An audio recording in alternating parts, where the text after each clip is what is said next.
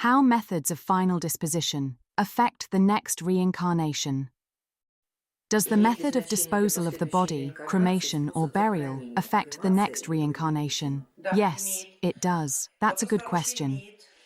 Depending on which religion or cult you belong to, you will leave this world through that specific channel, and you may return through the same one, if, of course, you are meant to reincarnate again according to your agreement.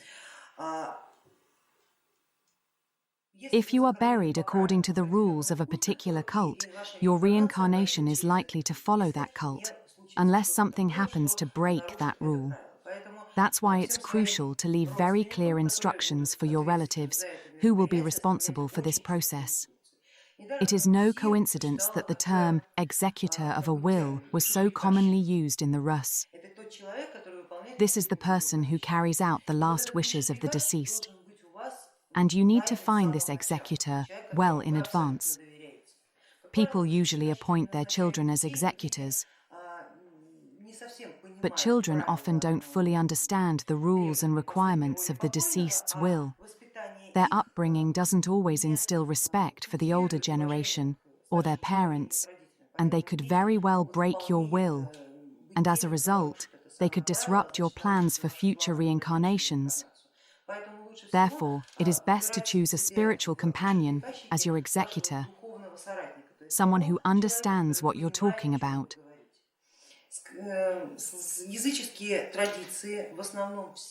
Most pagan traditions require the deceased to be cremated. Ideally, according to tradition, a large funeral pyre is built, the deceased is cremated in an open field, and the remains are committed to water. In this way, what comes from nature returns to nature.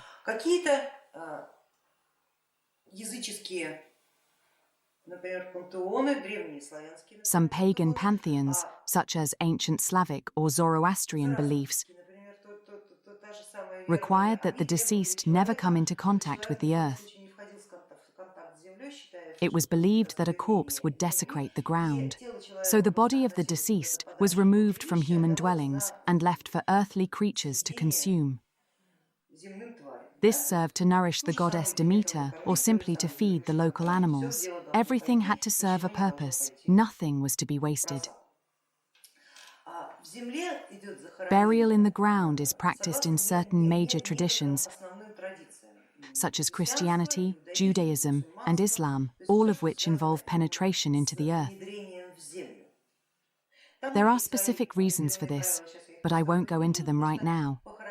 Let's just say that burial in the ground is generally a strict requirement of monotheistic religions.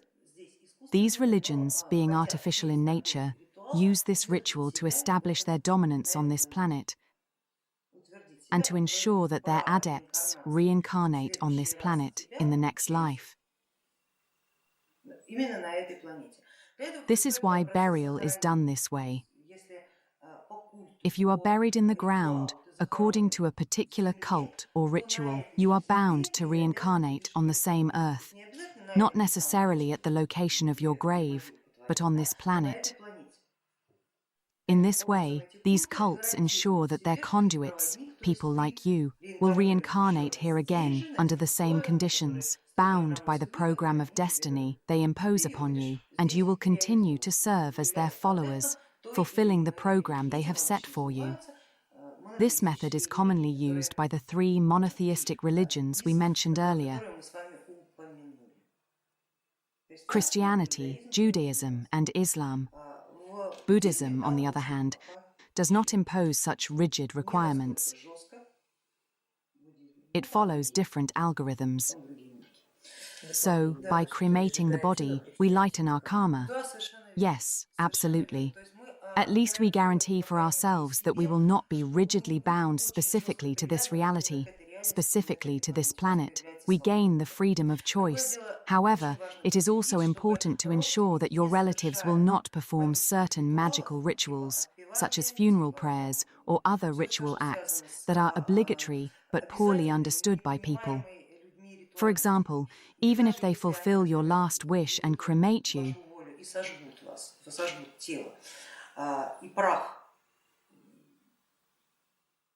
if they burn your body and keep the ashes, They must never bury them in a Christian cemetery, nor should they perform any rituals related to funeral prayers or anything like that. It is best to follow the example of aware people, such as the Strugatsky brothers, who had their ashes scattered over the Pulkovo Heights, and to scatter it over a river or lake. The body should leave no trace, and everything should be returned to the primordial elements. Then, you will owe nothing to anyone, and the process of passing through purgatory will be easy and instantaneous. In this case, you will most likely retain more of a living memory of this incarnation, rather than just a few bits of information and knowledge that you once existed and engaged in certain activities. So, those who make this choice fully understand its significance, do they? I recently came across the case of an elderly woman who wanted her remains to be scattered over a river near where she had lived. This was in Germany. However, those around her did not understand her wish at all. That's why it's so necessary to have an executor of a will. It seems that she had already made contact with certain forces that signaled to her, "We will take you with us into our world, the world of nature spirits. We will welcome you gladly, but you must perform the funeral rite so that no one else can claim you. You must leave this world in the right way." This is why I emphasize the importance of having an executor, someone who will carry out your final wishes exactly as you intended. Strangely enough, this is one of the hardest and most precious things to find in our world, someone who will fulfill your will without fail, and above all, who truly understands how important it is to you. In the past, a dying person on their deathbed could simply take an oath from their relatives, knowing that, in the name of Christ, that oath would not be broken. But now all that is gone. Oaths are broken in a matter of seconds. All it takes is for a younger relative to be frightened by a priest, or to hear an older relative say, "Are you out of your mind?" And that's it.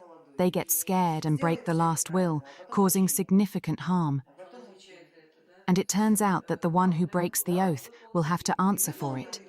Yes, and they will bear the seal of an oath-breaker because they have caused harm to the one who trusted them. What is an oath after all? It means that someone has relied on you, and perhaps only you, in this matter. So think about it in advance.